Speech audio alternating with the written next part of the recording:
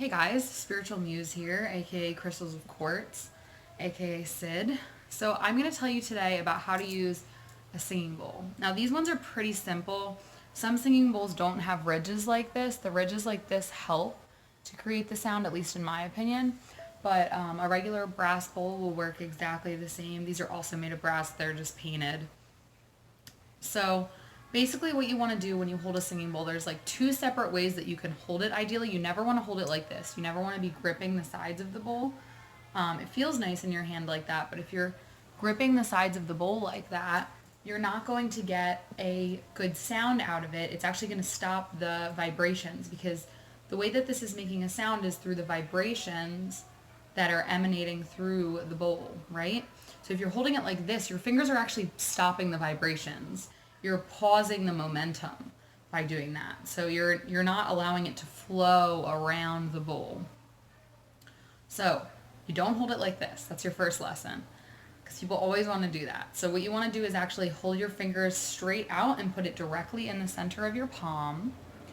Or you can hold it like this with your fingertips. Now, I don't hold it like this. It doesn't feel natural to me, but a lot of people do that. And that is perfectly fine if it works for you that way. So try both ways. But I like to hold my fingers kind of as far as I can away from the bowl so that we make sure the sound comes out properly. And I always hold it in my left hand, and then I use the wand in my right hand because I'm right-handed. It works better for me that way. But you might find it works better a different way. You might find that it has nothing to do with whether you're right or left-handed kind of thing. So that's how you hold the bowl, right? Now what you're going to do is you're going to take your wand, your mallet, whatever you want to call it, in the hand that you're going to play with. Now some people want to put the mallet inside. That's not how you do it. It doesn't work like that. It's not going to make sound for you like that.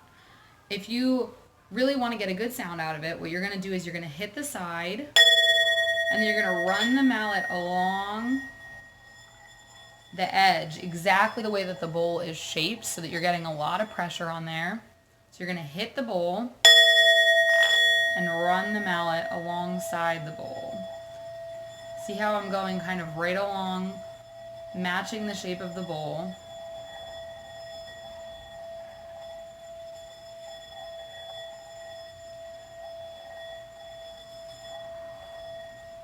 And it's making a nice sound for me. My fingers aren't touching it, you'll notice.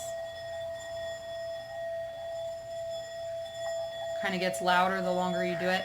Now, this isn't something you learn overnight. I'm not going to tell you the first time I picked up a singing bowl, it just worked immediately. It didn't. It took me some time to figure it out. It's also really important to kind of try and ground and center yourself because if you're feeling anxious, you're never going to be steady enough to get the bowl to make the sound that you want it to. You want to kind of take some deep breaths, maybe meditate a little bit first, talk to the bowl, say hello to the bowl, let it know that, you're here with it, because it's not going to make a sound if you're feeling anxious or like, oh, I'll never do this. It's not right. If you feel that way, it's never going to happen. So try to think positive thoughts while you're doing it. You can also, if you'll notice, my mallet has both a wooden side and a sort of, I think it's leather or faux leather on the other side. Now I can also, instead of holding the leather, which I like to hold the leather side, but if I want a more subdued sound, I can hold the wooden side. And it's kind of more subdued. It's not quite as loud. For me, it doesn't work as well that way, but some people like to do it that way. Personally, I like to hold the leather side.